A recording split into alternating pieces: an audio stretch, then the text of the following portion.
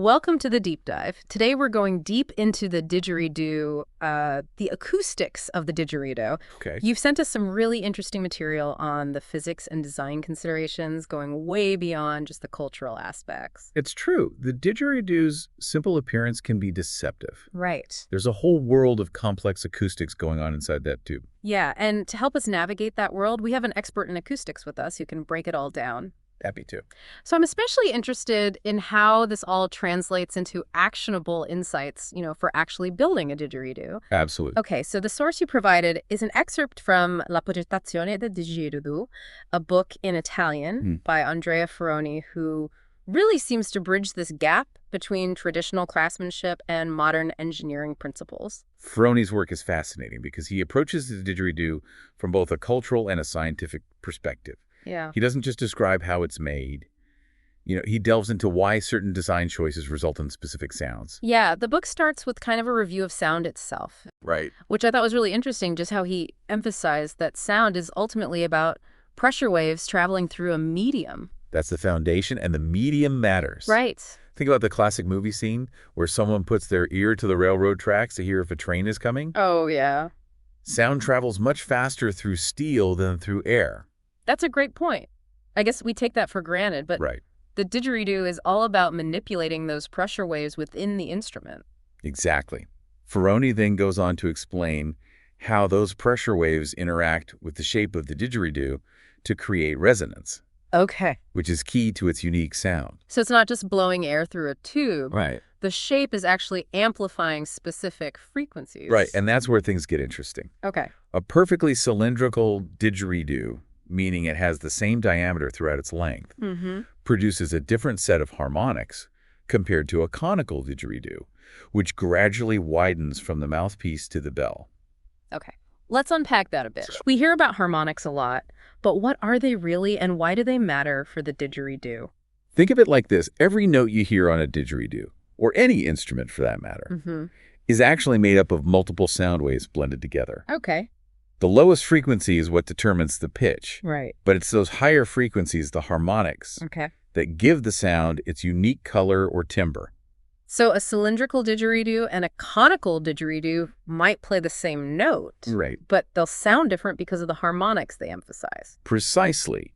A cylindrical didgeridoo will only produce odd-numbered harmonics, Okay. giving it a cleaner sound. Okay. A conical didgeridoo produces all harmonics, both even and odd, adding complexity to the sound. It's like the difference between a single-voice choir and a full chorus. Both can sing the same note, but the texture and richness of the sound are completely different. That's a great analogy. Yeah. No, a lot of didgeridoos, especially traditional ones, aren't perfectly cylindrical or conical. They have bends, bumps, irregularities. Does that impact the sound? Absolutely. Those irregularities create what are called inharmonic components, Okay. which aren't exact multiples of the fundamental frequency. Think of it like adding a bit of grit or texture to the sound. So those imperfections actually contribute to the didgeridoo's unique character. Exactly. Yeah. It's similar to how a human voice has those subtle variations in overtones that make it unique. Yeah. Those irregularities prevent the sound from being perfectly clean and predictable, Okay. which ironically is what makes it so appealing to the ear. That's so cool. Now, Ferroni describes the didgeridoo as a quarter-wave resonator. Yes. What exactly does that mean, and why is it important? Essentially, a quarter-wave resonator is a tube that's closed at one end and open at the other. Okay. The didgeridoo fits this description perfectly. Right. What's special about this type of resonator is that the length of the tube directly determines the wavelength of the fundamental frequency it produces. So a longer didgeridoo will naturally produce a lower pitch. You got it. And for a cylindrical didgeridoo, that wavelength is 4 times the length of the tube. Oh. For a conical one, the wavelength is twice the length. But here's where things get even more interesting. Okay.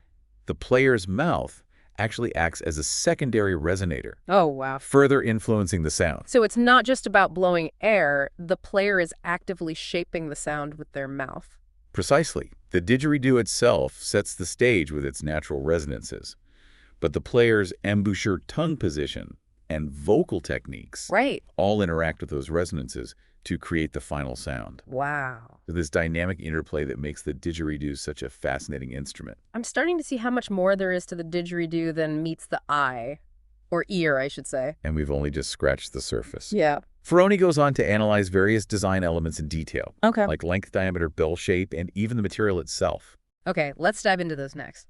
So last time we were talking about how the didgeridoo is like this acoustic playground where the shape of the instrument is manipulating sound waves to create those mesmerizing tones. And we started to see how different designs, like cylindrical versus conical, produce these distinct sets of harmonics. Right. It's fascinating how seemingly small changes can make such a huge difference in the final sound. So let's unpack some of those design elements. Sure. Ferroni goes into detail about things like length, diameter, bell shape, and even the material the didgeridoo is made from.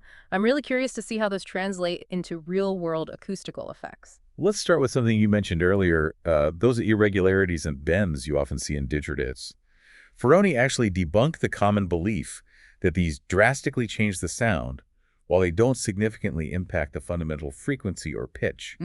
They do add subtle variations to the higher harmonics. So it's like adding a bit of personality to the sound, those subtle nuances that make each didgeridoo unique. It's exactly. Think of it like the grain in a piece of wood or the brush strokes in a painting. Yeah. They don't change the overall form, but they add depth and texture. Now, length is obviously a big factor, and we talked about how it relates to the fundamental frequency and pitch. But Ferroni also mentioned something called slide didgeridoos, which are basically didgeridoos with adjustable lengths. Right. I imagine that adds a whole new dimension to playing. It does. It's similar to how a trombone player uses the slide to change the length of the air column.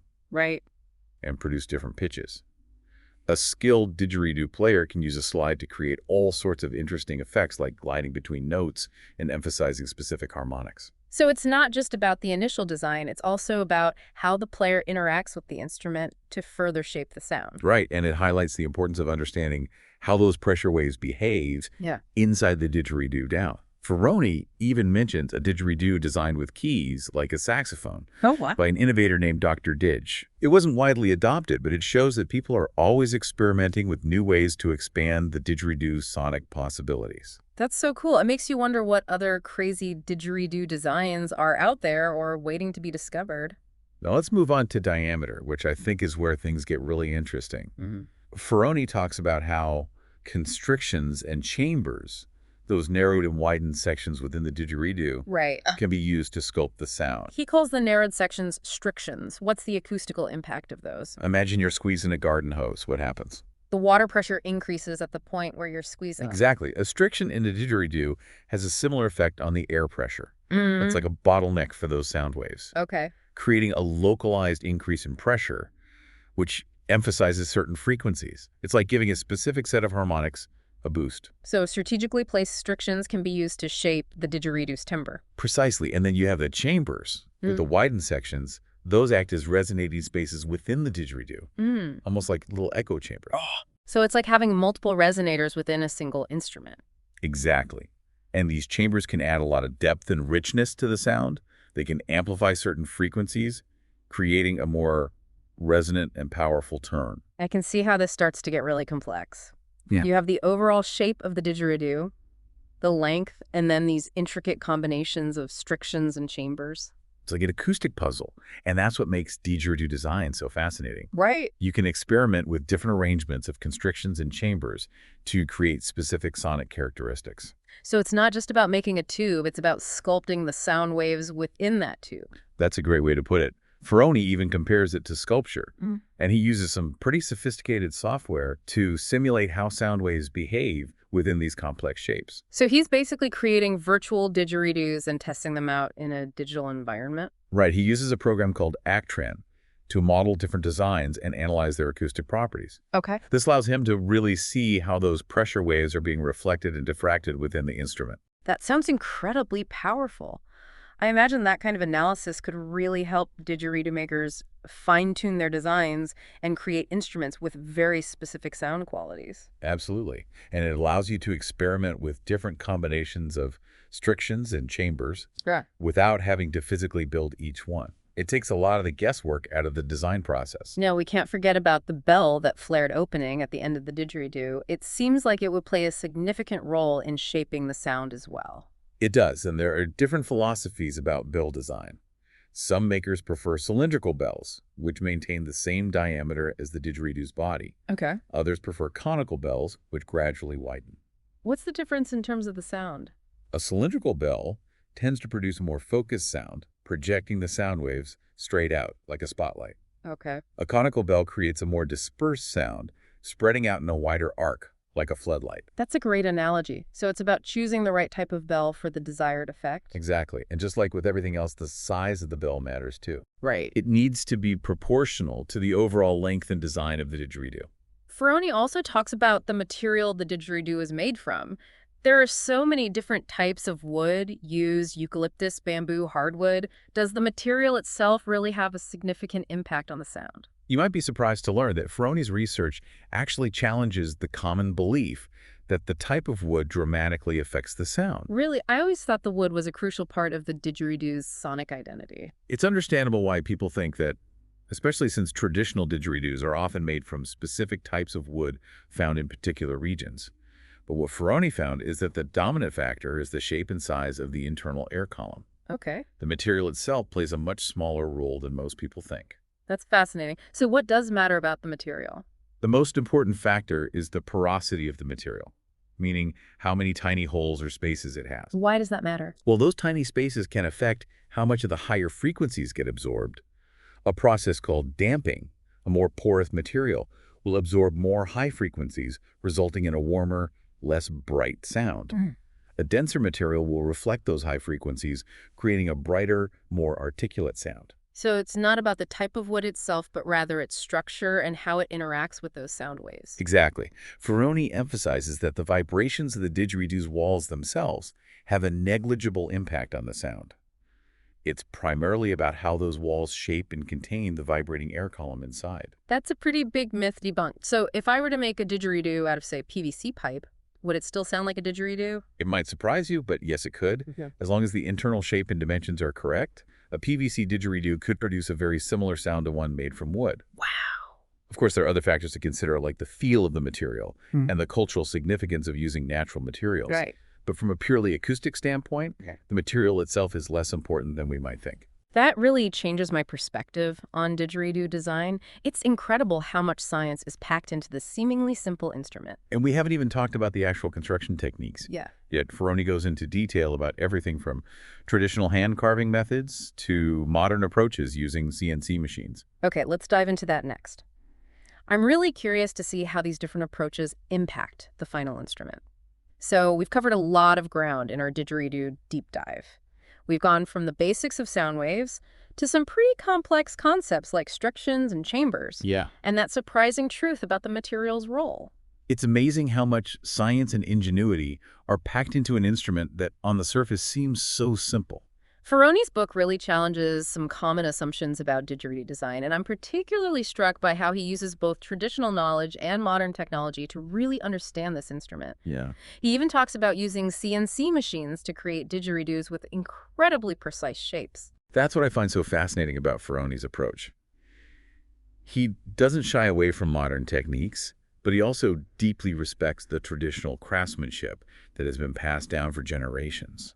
He describes several different construction methods in detail, from the traditional method of, splitting a log, hollowing it out, and then rejoining the halves, Right. to more modern techniques like using a drill and chisel or even CNC machining. Each method has its own advantages and disadvantages.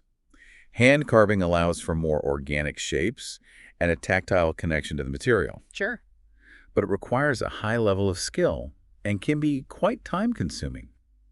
CNC machining offers precision and repeatability, which can be great for creating consistent results. Right. But it can also lack the subtle nuances of a handcrafted instrument. It's like the difference between a handmade piece of furniture and something that's mass-produced. Yeah. Both can be functional, but there's often a certain charm and character to the handmade piece that comes from the maker's direct involvement. Right, and I think that applies to didgeridoo making as well. Ultimately, the choice of construction method comes down to the builder's preference, their resources, and the desired outcome. Ferroni even provides some guidance for people who want to experiment with building their own didgeridoos, Well, that's cool. emphasizing safety and using the right tools for the job. That's great. He doesn't just explain the theory, he gives practical advice for putting that knowledge into practice. He encourages people to approach didgeridoo making as a journey of exploration. He doesn't believe there's one right way to build a didgeridoo. It's about understanding the principles and then using your creativity to craft an instrument that reflects your own sonic vision.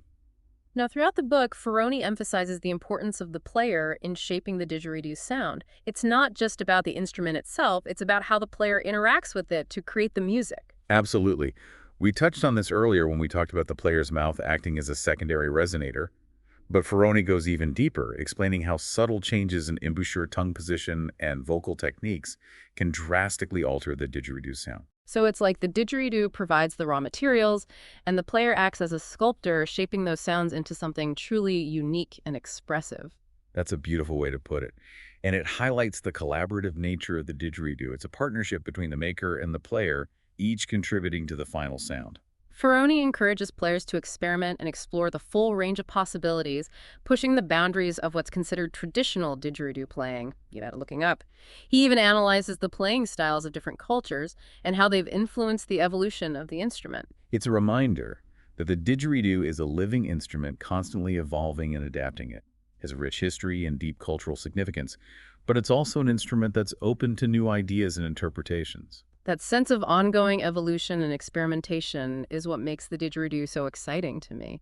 It's an instrument that bridges the gap between ancient traditions and modern innovation. And it's a reminder that there's always more to discover, even in something as seemingly simple as a hollowed-out log. Well, we've reached the end of our didgeridoo deep dive, and I'd have to say my appreciation for this instrument has grown exponentially. I'm glad to hear that it's been a fascinating journey for me as well. Before we go, I'd love to hear from you, our listener. What resonated with you the most from this deep dive? What new insights did you gain? Did anything surprise you? What will you take away from this exploration of the didgeridoo's design and acoustics? We encourage you to continue exploring the world of sound and the incredible diversity of instruments that humans have created. There's always more to learn. There's always more to discover. Thanks for joining us on this deep dive.